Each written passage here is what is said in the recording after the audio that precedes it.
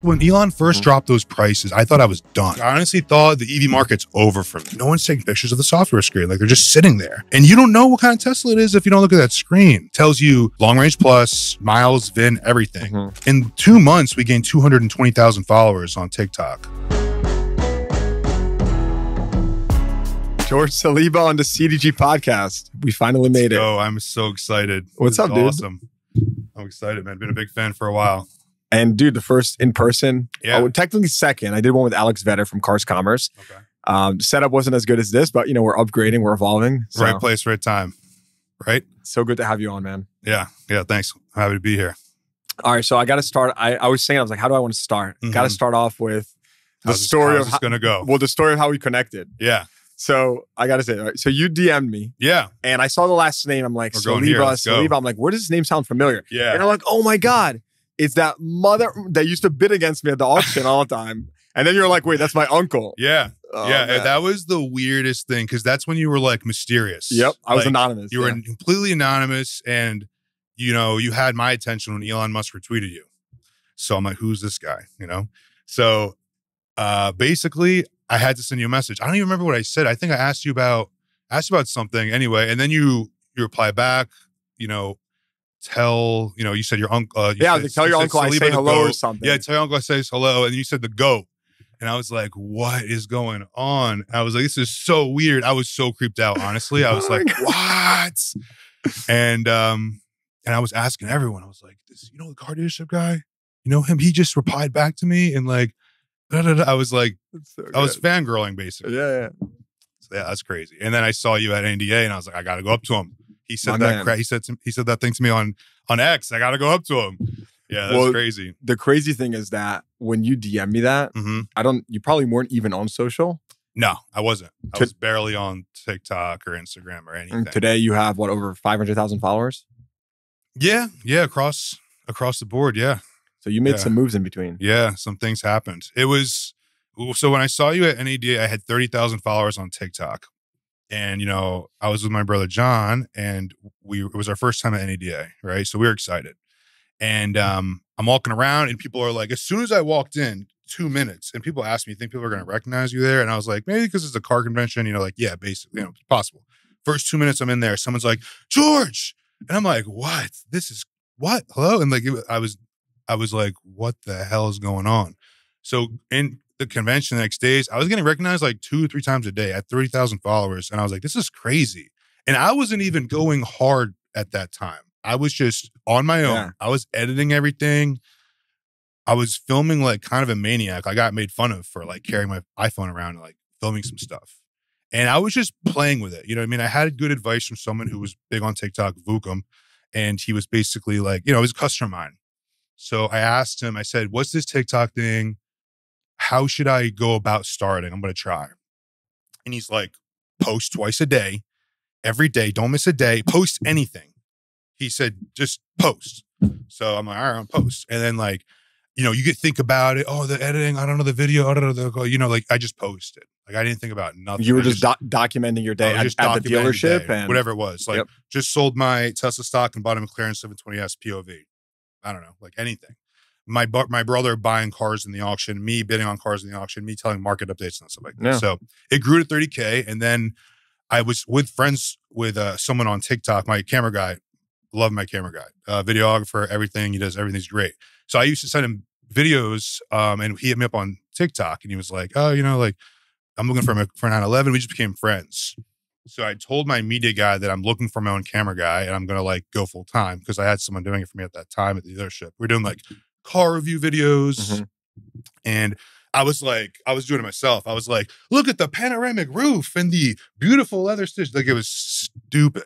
It was so before you take us back, because I want to talk about how you even got started before that in the business. What happened to your business, right? You started documenting just what you're doing. Nothing, you said, like, just nothing scripted, casual, nothing unique. You're just at the dealership. No, I don't have time for that. Independent dealership in New Jersey. Yeah. And you're just showing what you're doing. And like, what just started happening? How did that impact your business? What was the evolution? So the first thing that happened was I was documenting a 2023 Tesla Model X Plaid. at the time, you know, I sold it for like 130 or something like that, which is the high peak of the market. I'm documenting. I get a message from someone, Elizabeth, shout out Elizabeth. And she's a great customer of mine now. And she said, hey, I'm interested in buying this. Can I wire you the money? And, you know, my first lead on TikTok, basically. She found you on TikTok. She found me on TikTok. Yeah. And I was like, sure, you know, here's my cell phone number. Text me. And I was like, if she's real, she'll text me. Yeah. So she texted me and she's like, yeah. Can I send you like a $5,000 wire deposit? And I'm like, fraud, you know? So I'm like, I FaceTime her. She's like, hey, I'm Elizabeth. I'm like, oh, wow, you're a real person. And she's like, yeah, can you show me the car? Whatever. FaceTime the car, showed it to her. Said, okay, done. She sent me payment, done. She bought the car, shipped it to her like the next week. It was crazy. It was a whole TikTok series. I documented the whole experience. She sent me a trophy in the mail, like your first TikTok sale. It was hilarious. So now take us back, right? I think just the story of how you got into the business, again, I should say, or you weren't that close to it, but then you launched sellmyev.com. You sort of had an evolution that has culminated in what you're doing now. Can you give us just a brief overview of how you got to this point? So like, I was working, you know, I worked in New York City for like 3 years, and then I worked as an automotive warranty salesperson, going dealership to dealership, which was really cool. And I like looking back, like that was awesome because I got to see different dealerships and all that stuff. But anyway, I was doing that, and then my dad was like, you know, go search on mbondemand.com and look for Mercedes to buy, because that, what year was that? I think it was like 2014 or something like that. And the internet buying was big before that. We didn't know. I think we were late to the game, but we still kind of were early.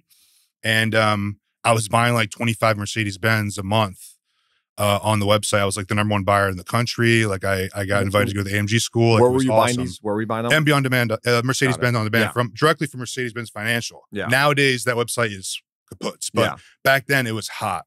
So I started doing that, and I just started buying, and I was like, I love buying. I never really liked to sit at a desk and sell. Buying was always just more fun to me. My appetite for risk is very high, and like for me to like, there's crazy swings in buying. Yeah, it's fun. Once you get into it, it's just like, it's a great time. You can do it from anywhere. You can do it from home. Like, it's awesome. So going from there, so I left that job. When I left that job, the Mitsubishi dealership we had wasn't doing so well. I was losing money. So I just quit, and I told my dad, like, I'm coming. And it was kind of a weird situation going in there, but I got in there, and we turned the store around in like 5 months to like a break-even point. And then after that, I was just buying random cars. Money? The store was losing money. Independent store? Or was it Mitsubishi? Also, it was our Mitsubishi store, Mitsubishi Point. Your Mitsubishi store. Yeah, Mitsubishi Point. So then I got in there. I learned everything. I went to NADA Academy, which was great. 323, shout out NADA and 323. So came back. The pandemic happened, and we did great. We sold like 60 Mitsubishis a month. Like we were top 50, top 100 in the country. Like, it was awesome, you know? You know, anyway, we had a lot of success doing that.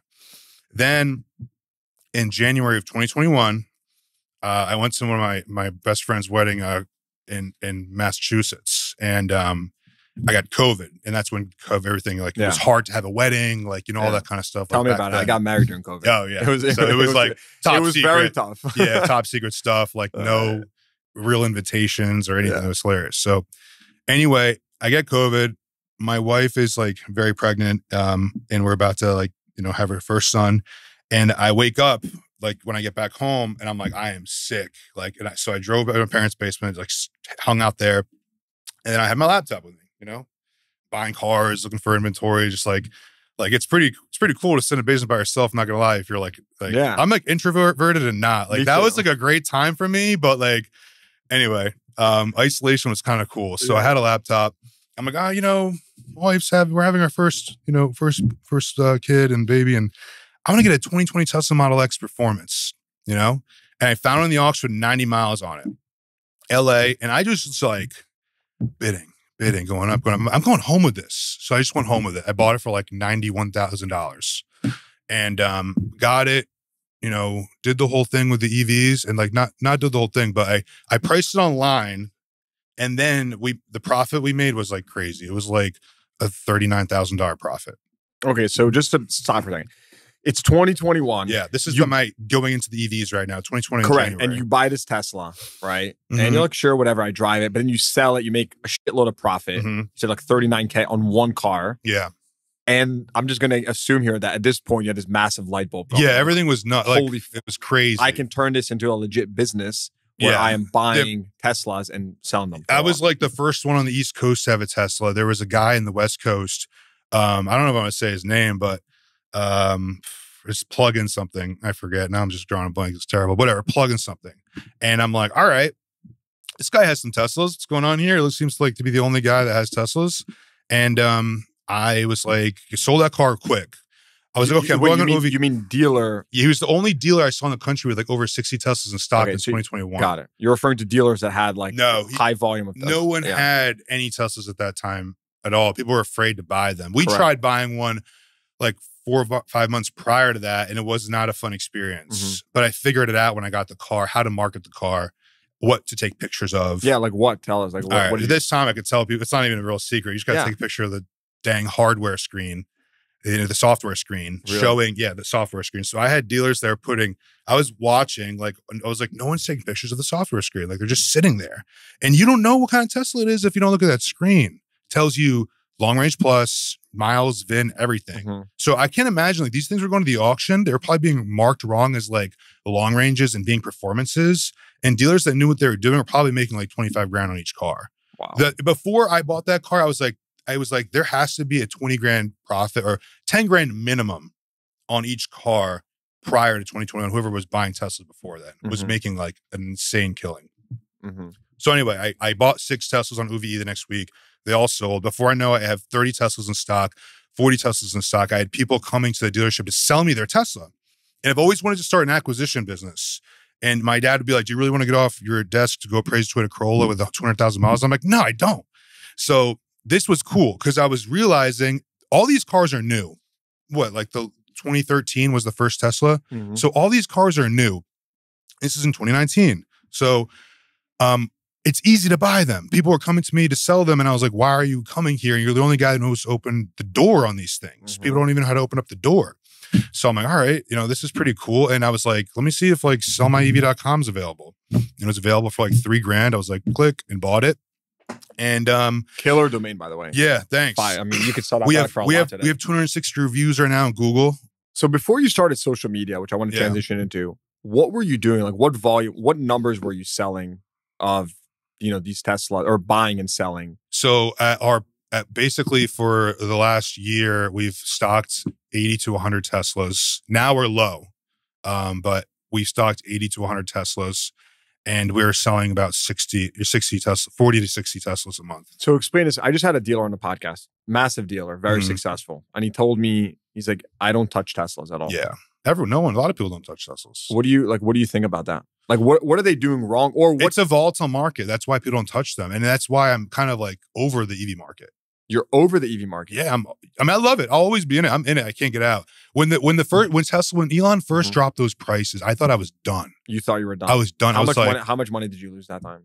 Honestly, it's not that much compared to people who had Rolls Royces and G63s. Yeah, but like 220 grand, which over the course of our losses in 3 months, which is we were in it, so we can, you have to have money to lose. So we were in it, so we were able to like buy another Tesla and lower our dollar cost average into our inventory. So what you did was, you're saying you bought new ones and then you dollar cost average across all the inventory? 15 grand, 17 grand losses like all day. And I was like, let's just get them out of here. Wow. And because I could buy another one and make 6 or 7. Yeah. So it's no big deal. You just gotta like rip the Band-Aid off and keep moving. And what did your dad think about that? Like about this entire experience. Oh, I mean, like I got it. Like I don't like, and I was like on top of myself. Like if my dad was here, he'd probably tell you like, I'm very proud on how he like just freaking shoveled them. You know what I mean? It's like, I was like a cow, like just like. I mean, when those price drops start, I can imagine the butterflies in your stomach. Like, holy shit, I'm about to. I thought I was done. No, like I honestly thought the EV market's over for me. Really? Yeah, because I didn't know how in it I was. Like that domain name, the business I was building there was just strong. And people just kept calling me to sell me their Tesla. And I was like, what's the price? How were they hearing about you at this point? Was it through social media? Or? I started pay-per-click. I never did any social media at that time. So I just started pay-per-click and SEO. And then people were referring me on forums online. And then I became known as like the guy that just buys Teslas. So today you generate thousands of leads, I want to say, per month from social media. Let's transition into that, right? I think lots of dealers, I just posted a study that shows that social media is the fastest growing outlet for shoppers. It's not the biggest, but it's the fastest growing. And there's no doubt about it. I mean, we're both in the game. We know the power of this, right? I would say I'm much bigger on the dealer B2B side. You're very big on the consumer side, especially with having people sell you their cars. I'm curious to know what got you into social media, right? How did that even work for you? Go ahead. So I just started playing around with it. Like I had my buddy Vukum was telling me, post this, post this, post this. So when I got back from NADA, my videographer messaged me, I'm looking for a job. So I said, come right now. I was ready to go. Because after NADA, I was like, wow, a lot of people recognize me. I just sold this Model X. Like I was doing all these things off TikTok. I was making some TikTok deals at the time. So I said, come right now. So he showed up and I didn't tell anyone I was hiring this guy. Like I should have, looking back on, I should have mentioned it, but he shows up. Everyone's like, what are you doing here? He's like, I'm here to see George. And like, why are you seeing George? What are you doing? He's like, I'm going to be filming. They're like, that's a little weird, like, so I didn't really tell anyone what I was doing. It kind of just happened because I knew it was going to be successful. And, then in 2 months, we gained 220,000 followers on TikTok. And I have 30 videos in my drafts right now. We're doing content like almost every day. It comes in like 4 times a week. And we kind of just took it full time. You know what I mean? Like if you ever watch like shorts on Instagram or TikTok and you see people like invest in yourself, get a camera guy to record your life. Like this is basically like that situation. You basically went on social media. You didn't do anything differently than what you were at your dealership. You were just documenting it. I was just documenting it. Like I didn't like to do the social media that was like, show this panel roof and these xenon lights. You weren't doing this because like I had to stop what I was doing. Yeah. You were not doing like, why am I going to go? Like, I'm actually working here. Like, why do I have to go stop and go do this and then come back to my work and like miss 5 cars to buy? So like break this down. First of all, what was it like? You're now bringing customers in, right? We're sitting here. You're presenting them some terms or payments and there's a person filming. Yeah. Do people like care about that? Or they're like, why is people were really cool about it. No, people were cool. I'd be like, hey, because it's kind of cool. Like if someone says to you, like, you're going to go sell your car and they want to record it. I mean, I think that's kind of easy. But is it only sell your car or also people that are buying their car? Buying car too. But these people that we film when people are buying a car, we just say, hey, we like to film the process and we have a good following on social media. Do you want to do it? And a lot of people just say yes. To be honest with you, like if you took me back around like 12 months and you told me that you would be doing this, filming people on a car deal and they like almost wouldn't care, I would have said no way. It's one of those things to me, because I didn't think that people like someone come and make a 6-figure purchase or something. Like I just didn't think, but I think you've obviously the car proven. Business all about experiences. Everyone's always trying to like make a damn experience. Well, you're doing it right. The red carpet, like, come on. So now people want to feel like special, I guess, like the people like attention. And that's a good point. And you make them feel very special. It is, it's cool. And the way the deal ends, they're always happy. What am I going to do? Film it and make someone angry? Yeah. Like, so now tell me a little bit about the different platforms you're on today. Okay. Because I'm curious as a dealer, like what platform works best for you, worst for you. Here's the thing, right? We see these, I call them vanity metrics, right? 1 million followers, 3 million, 500,000, right? But just as well as I do that different platforms, right? The follower has a different amount of value. Plus, is this follower a 15-year-old kid? Or is this a 30-year-old with real disposable income, right? There's different qualities. So what platforms are you on? Go ahead. So, on TikTok, everyone was saying like, oh, like the people are going to be broke or like whatever. You know what I mean? I mean, like low quality followers or the demographic may not be like superb or whatever. Yeah. But it's like, I'm shocked about how my following base is strong, how strong they are. And like, I've had just the cars you could see I'm buying. That speaks for itself. You know what I mean? So the first insight here is just that TikTok actually has followers that are not 15-year-old kids. Yeah. But everyone knows TikTok, that. But like let's go beyond that though. Like you're buying like real cars. Yeah. Like real cars, like from real people, really, really established, wealthy individuals, business owners, and celebrities, and stuff like that. And but I am upset that I never followed through with Instagram when I started. I wish I. So like when I started TikTok, I was so focused on TikTok. We had 250,000 followers on TikTok and no followers on Instagram or Facebook or anything like that. But when I started, it's really cool to see what the other people come from, how they come from other social media platforms, not just TikTok. Yeah. So that's a plus. And now I'm going full time on the social media thing, posting to every platform, and it's just free, just free advertising, free marketing, and it builds some kind of community. Well, tell me more about, like, I see you often, you write on social media, like, hey, I'm looking to buy a Cyber Beast, this card, that card. It's just crazy. And you mentioned me prior that, like certain platforms outperform, right? When it comes to that community. So what does really well for you when you're actually looking if I'm for posting a story, I'm posting it on Instagram. Why? I don't. It's just the reaction you get is better on Instagram, because on TikTok, I think it's just how they do their stories. It's like likes and not many people are engaging on the TikTok stories, but a lot of people do DM. People DM more on TikTok, in my experience, maybe because I just have a big following there. But on Instagram, they've had stories longer, I think, and people are looking at stories every day, like they're looking through a catalog, or they're looking through looking to buy a new couch or new something. So a lot of people, like, are selling things all the time, and it just seems like Instagram's maybe more transactional type of platform than TikTok, I think. Interesting. By the way, I was just telling my wife, I think I spent on Instagram like $700 in the last week on just clothes. Yeah. And, I hate shopping and stuff like that, but it's crazy how good, like you mentioned, transactional. Yeah. True. I haven't spent $1 on any other social network, but it's crazy how good the ads are. Has nothing to do with organic content, but just the point is, like, I'm very comfortable spending money now on Instagram. It's like, hey, I actually need a bathing suit for a family vacation. Let me just buy it. Yeah. It makes it super freaking easy now. Yeah. Yeah. Pretty scary. I know. It is scary. Yeah. I mean, that stuff works. Like, that's just like, it just shows you like how people are transitioning to social media. And I was late to the game for sure, but yeah, but you've grown from like 0 to 500,000 followers in like 4 months. Yeah. Yeah. It's been a crazy ride. Like, I know I've had, I get the most insane messages sometimes, like positive ones, like how people are telling me like I've taught them so much, or they've learned so much in my sales from watching me buy a car or negotiate from the actual business. And I never really thought about it like that. Like I do like a lot of playful things with my customers. Like I have these cash cards for closers, and basically like it tells you an objection on each one. And that's another thing I'm really into. I love turning a no into a yes.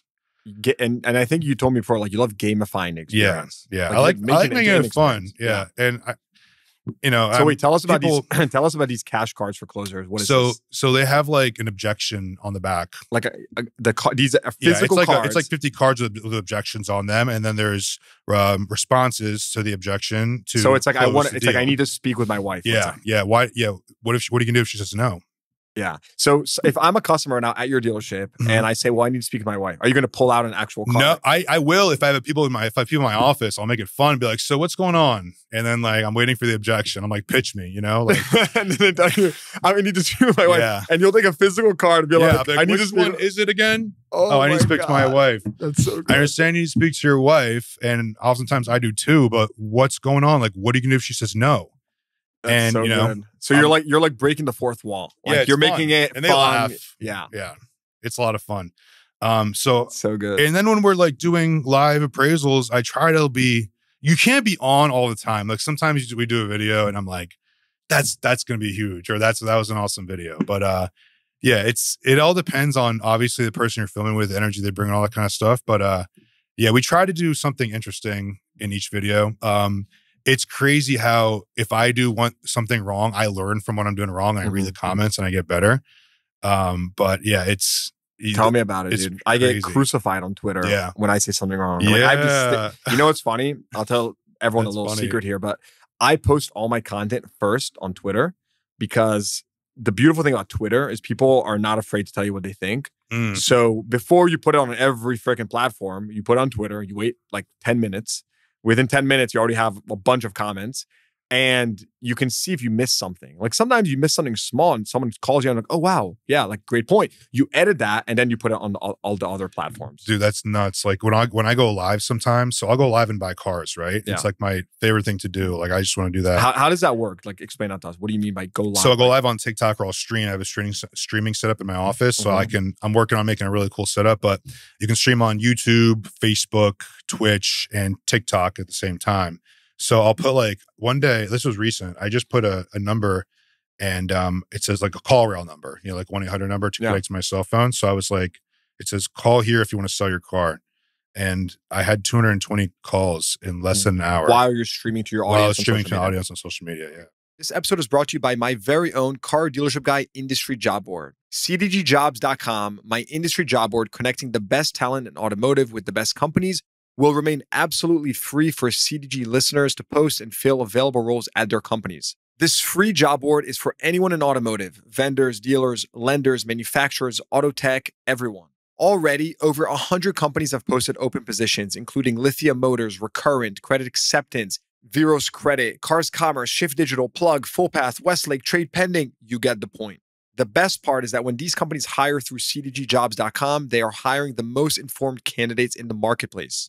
So don't hesitate. You can add your open roles today by visiting cdgjobs.com or clicking the link in the show notes below. That's cdgjobs.com. Now, and just to kind of table set here, before you did not have any social media experience prior to this. No. I didn't have any social media experience at all. I mean, just doing stuff like, you know, for the dealership, like most sales managers or most, you know, owners will do to advertise the store. Correct. Yeah. Okay. But, couple questions here, right?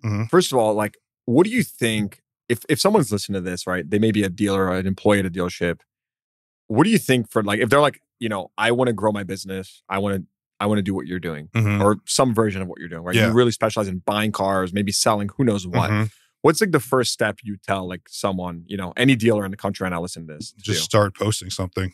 Just, I don't know, just do like, depends, you know, like anyone could do it. You know, it's just like anything else in life. Like, you know, you got to have like 90% energy and maybe like 10% tactics. You know what I mean? So you gotta find someone that's going to execute the thing. There's a lot of people doing something like the Nissan dealership in Texas. Yeah. With like the karate chop. Central Houston Nissan. Yeah. Like the karate chop and they're flying on mattresses in the showroom. That probably got them so much business. I would love to know. We should find out. Yeah, that was great. But I was gonna say it got him a ton of impressions. You're right, but I'm curious how much it translated to actual. I'm sure. I mean, all you gotta do is click that link in the bio. You know? I mean, that's like what, how much would that have costed you if someone wanted to charge you? Yeah. Absurd. People are spending 80 grand a month on the radio. Yeah. Now, give us like actual numbers, right? Like, what was your business before you started really buying from online? What is it now? How many cars are you buying online? I'm still in a growing phase because this has really only been going on for 3 months now. Like I have 3 months of statements, like looking at these numbers. And obviously it's still too early because, you know, like the average day to buy a car after you sell it is like maybe like 30 days or less and stuff like that. I mean, I'm trying to run at a high velocity and sell them as quick as possible. You know, I'm a big into the tools on vAuto and AccuTrade, but it really has to be more time for me to really say like what's happened. You know what I mean? But it's fun and it's engaging and we're building like a nice community. And people, you know, someone came yesterday from Ohio. They saw the RS7 online and they said, that's the guy on TikTok. Let's go. That's the guy on TikTok. So, and that happens often. But give us like rough numbers. Like how many we're buying 20 to 30 cars a month on TikTok. And we're probably doing like 10 deals. I don't count the sales. Like I don't have a sheet or anything like that. Yeah. Probably it just gets overwhelming because sometimes a lot of people are coming in like on the TikTok. It's like TikTok. Like, you know, like, you know, so maybe probably over 10 purchases. But in terms of actual buying cars, you're saying, so if like 20 to 30 right now and it's growing. So I've been in a bad place, you know, the past couple of months. It's just been too many leads and not enough manpower to handle the leads. So this is a great month. Like I'm like so happy this month. I can just go stream. I just getting leads to come in. My buyers are buying. I'm buying too. I'm filming some stuff. I'm going on live. And I'm buying these cars on live. And it's funny because when I'm about to close a deal, customers would be like, George, no, don't do 84. And I'm looking at the numbers because people start commenting, 84 grand, you can do it. Don't go over 84, don't go 84. And then someone's like, it's worth 87.5.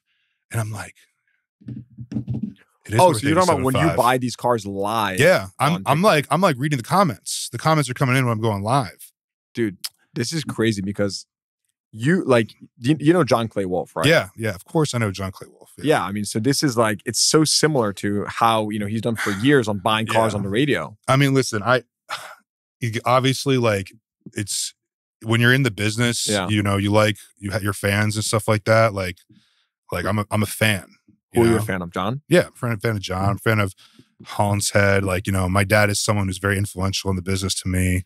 And like, just like how they started, like, what was he spending? Like over $1 million a year on advertising to grow GiveMeTheVin.com. Like, so basically right now is it's my next like endeavor is to grow this into like a monster, basically, like, you know. So you want to grow the wholesaling, or sorry, you want to grow this. You could say wholesale.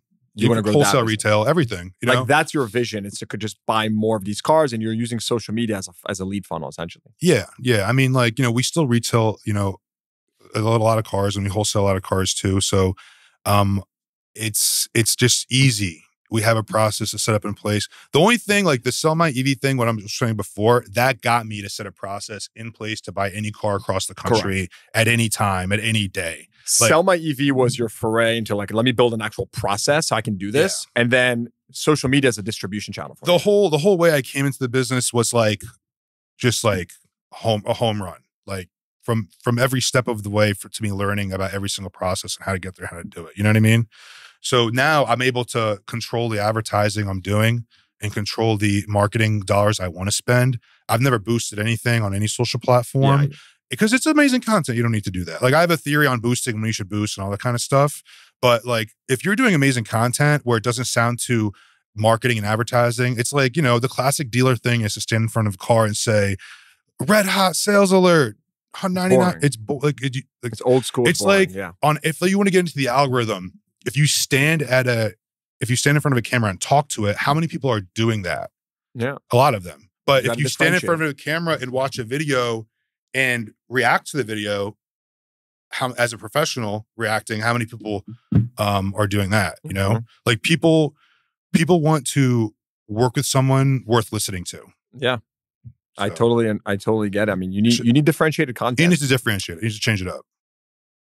Do you think dealerships are going to transition to like a pay plan or model where they're incentivizing the team, the salespeople for like social media? Look, I know obviously the end result is if you do it well, you're going to get a sale. So if I incentivize you to sell, this is upstream of that.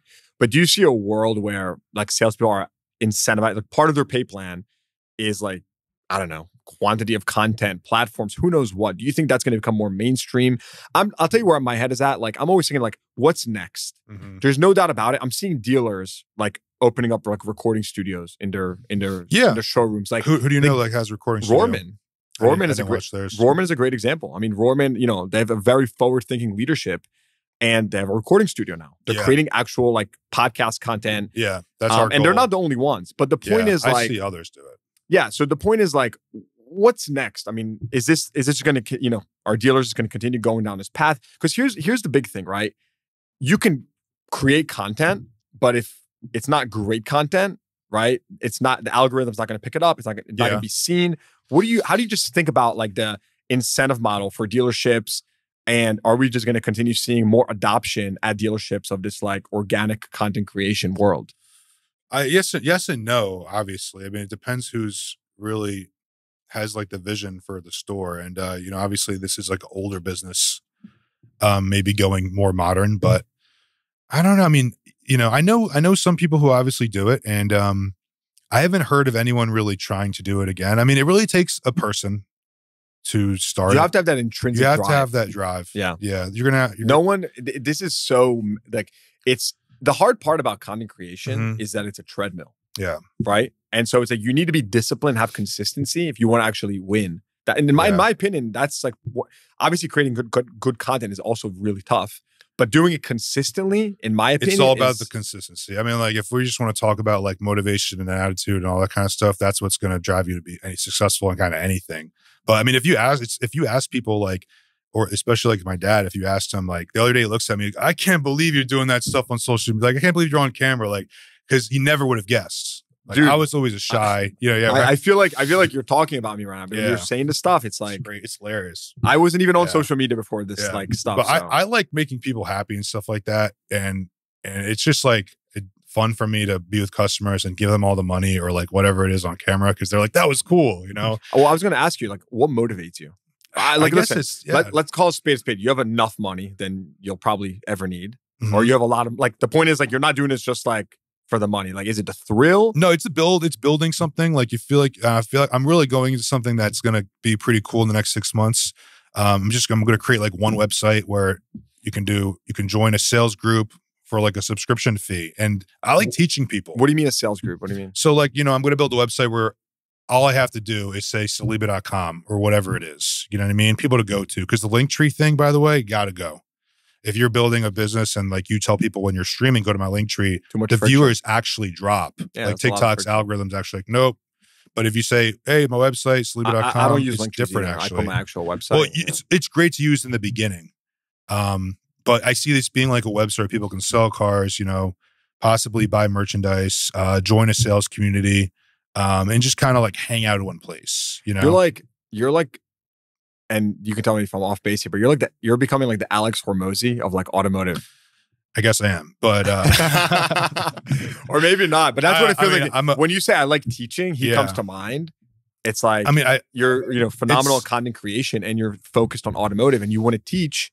Yeah, it is a weird like hidden passion of mine. I don't think many people know. I've never heard anyone say like George loves teaching or something like that. Yeah. But the enjoyment I get out of just helping people who are actually like driven and know how to do and execute something is just like, it's fun. Super interesting. Yeah. So, it's funny. Like, I actually am not, like, teaching doesn't get me excited at all. To me, it's more about democratizing the knowledge.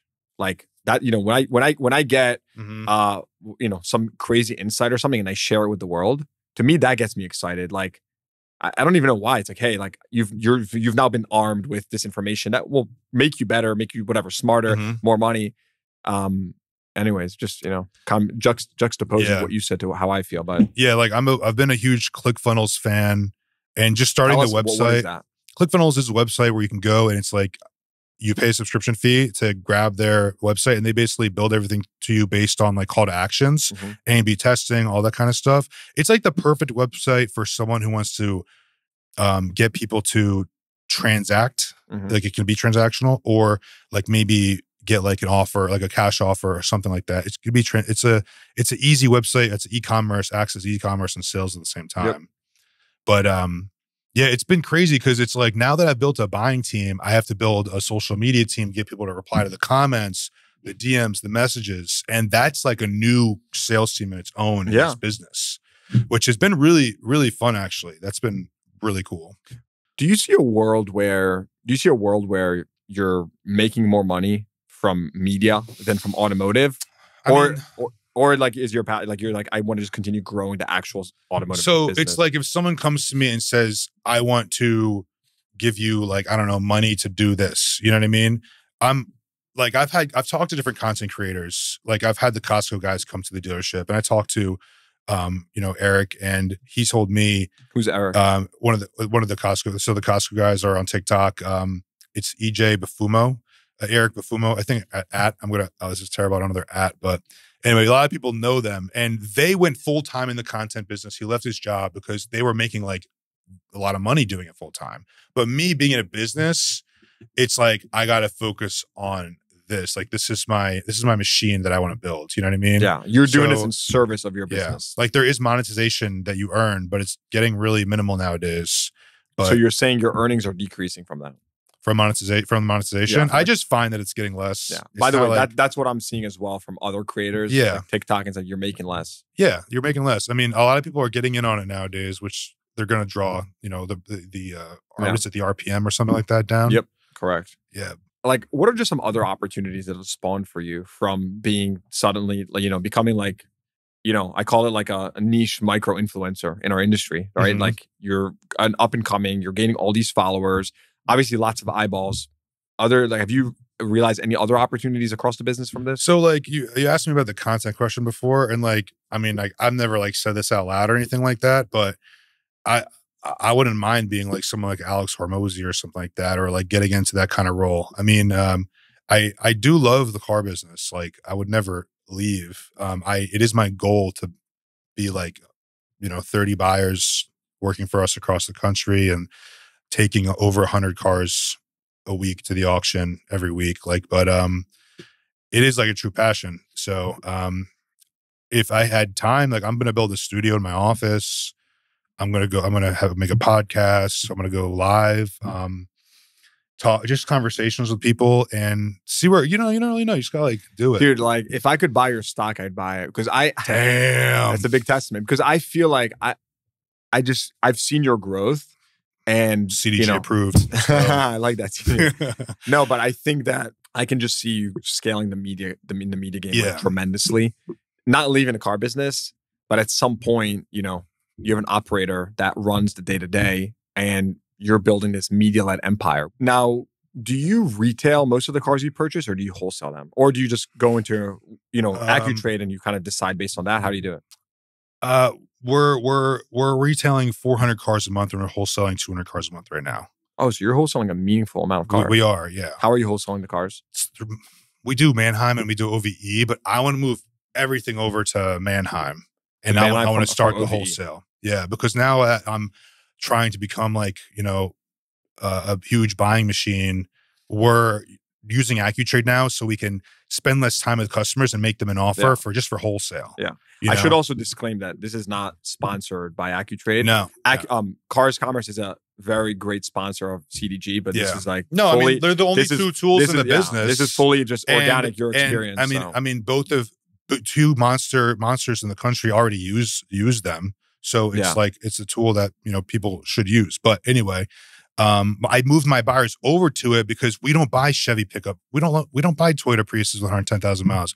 We don't buy Corollas, but why shouldn't we? Yeah. We're only buying cars that we want to buy. So my buyers, it's hard to teach someone to buy cars.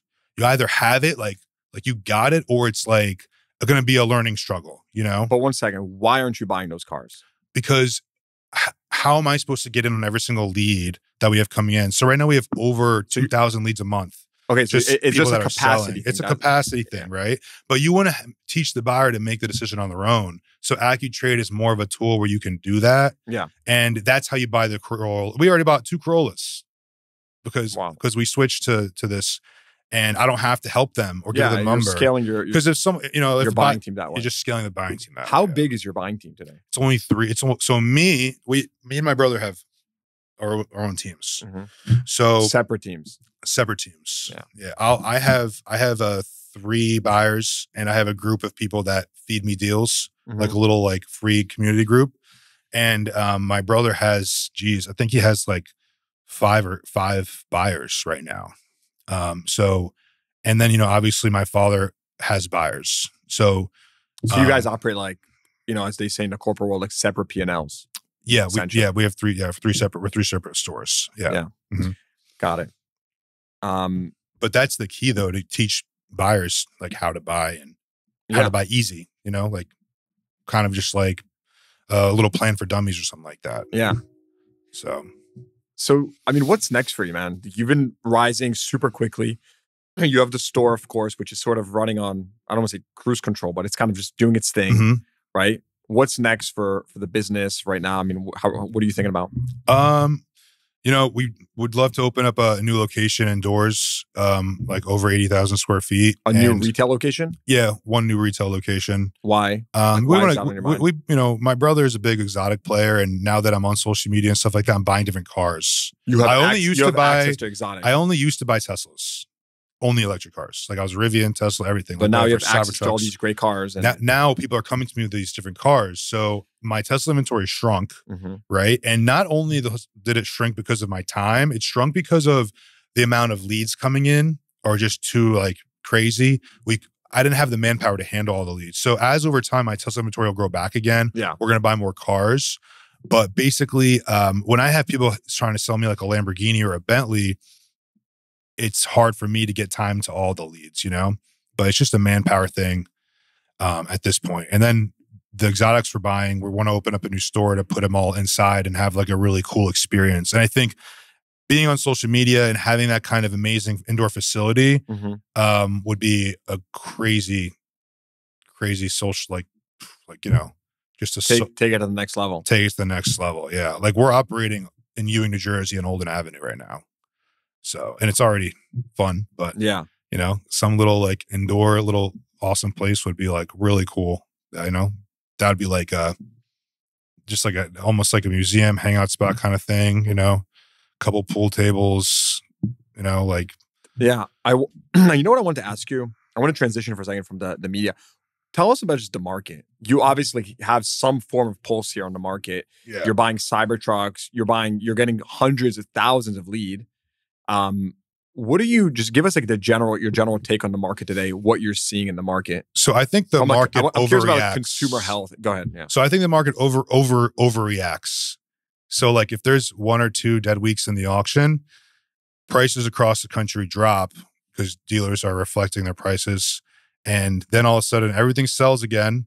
Dealers sold all their cars and then the market's hot again in the auction. Ain't that the truth? So I think you just got to buy when you see good prices. And what's good prices though to you? Like what does that mean to you? So you'll see like, when you see the auction, everything's doing over like 90%, say cost to market or something like that. And it's just doing way over MR.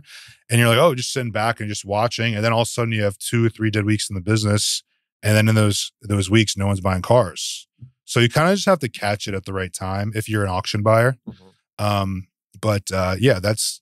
think the market overreacts to whatever reaction is going on, which is kind of funny. And then when it's hot, everyone's buying again. Yeah. But I think it's going to be a good month for us in the business. And I think the next 3 months are going to be really good. So tell me about the market for Tesla, Cybertrucks, EVs in general, right? Like, what are you buying them at today? Are people taking big losses on these cars or making big wins? Like, what's it look like today? So Cybertrucks are going to be available on Tesla's website in a month or 2. On pre-owned or new? New. Like they're going to be sitting there. You can go ahead. Got it. So you're saying like available for delivery. Delivery times are going to be at a week or 2 weeks soon. Okay. So what does that mean for the market? Are we about to see? We're going, no, it's gonna be at a, like, I think we're gonna be retailing Cybertrucks soon for like 117, like easily. As opposed to, what are you retailing now? Now we're selling them for like 120. If someone offers me 117, it's sold. But this fell fast. It was only since maybe 3 or 4 months. Yeah, I mean, we had like a couple months ago, someone bought one in Florida for what, like 250 or something? Yeah, 250, 275 or something like that. And went from 275, which was the first sale, which you knew it was doing over 250. You knew it was going to do over 250. It was the first one running the auction. And the next one sold for 200 or 205. The next one sold for 200 again. It did 200 a couple times. And then it went to 190, 180, 170. It's from 170 to 140. And just kept flying all the way down. And now I would personally buy a Cybertruck for 105 at this time of week, but ask me next week and it may not be 105 anymore. So this thing is changing daily. Yeah. The beasts are holding value because they have overseas demand. Why do those have overseas demand specifically? Everyone in Dubai, for example, wants a Cyber Beast. Like, not many people want a Cybertruck. And just for anyone that doesn't know, that's like the most upgraded premium version. It's a tri-motor, 0 to 60 in like 3 seconds. So are you shipping any to Dubai or no? You're not doing that? I've done 2 or 3 deals already. Oh, so you have actually exported these Cybertrucks? Wow. Yeah, two or three. Did they reach out to you like, well, how did it get? Just someone here comes in and buys it and like, and then they ship it out. Got it. Yeah. Interesting. Yeah, I've gotten like all my Cybertrucks are sold off TikTok. Wow. It wasn't until recently we had 3 deals. That's the last 3 deals were phone calls. Finally. Well, they still heard about you somewhere. I mean, yeah. Well, one of them did follow, but it was just like in the beginning, it was all NBA players, NFL players, famous people in Dubai, and that's pretty much it. Shout out Ahmed Amwell he owns luxury supercar rentals. When he hit me up, it was like, you're talking to that guy? Like, people were going nuts. He hit me up on TikTok, and I was talking to him in the morning. I was on the Stairmaster in the gym, and he's like, brother, I need some Cybertrucks. And I was just like, he's based in Dubai. Like, what do you do? And I'm looking him up. He's like 4 million followers. Wait, is he based in Dubai? He's in Dubai. He owns a really amazing luxury rental car company out there. Incredible. Yeah, and it was fun. It's fun working with him. But it's it's been the volatile Cybertruck market for sure. Yeah. And it's gonna stabilize. It's gonna depend how available these are. Yeah. I always thought the Cybertruck was gonna be a flop. I had a feeling. Really? Is it by your standards? I mean, is it not a flop? It's not a flop, but it's about to maybe be a flop because all these people that have made these orders are all flippers.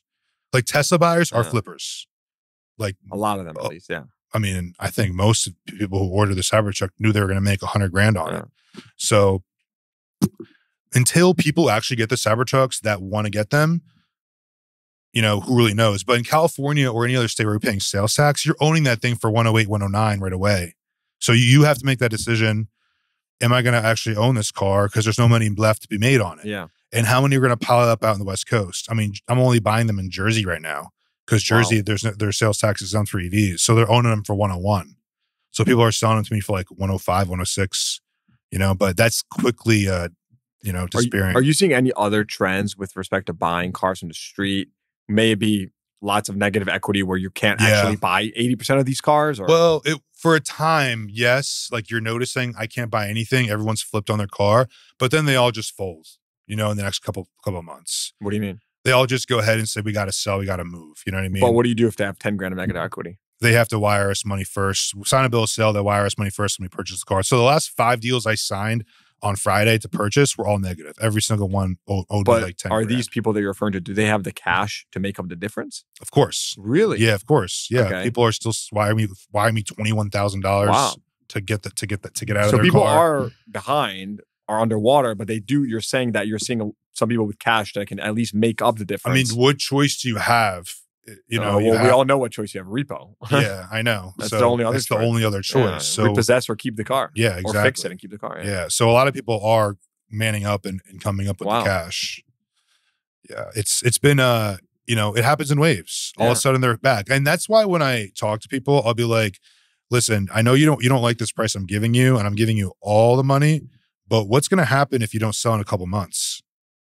Oh, well, I'll sell next month. Well, I got news for you. The next time you're selling, going up. it's not going up. So how much money do you want to lose? I was like, you want to lose 20 or you want to lose 25? And they're like, let me think about it. All right, no problem. Go talk to people and figure it out and come back to me, you know?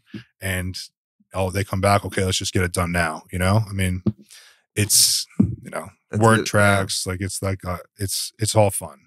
So before we wrap up, I'm curious, like, is there any message you want to tell to the industry? Like, is there anything on your mind you want to?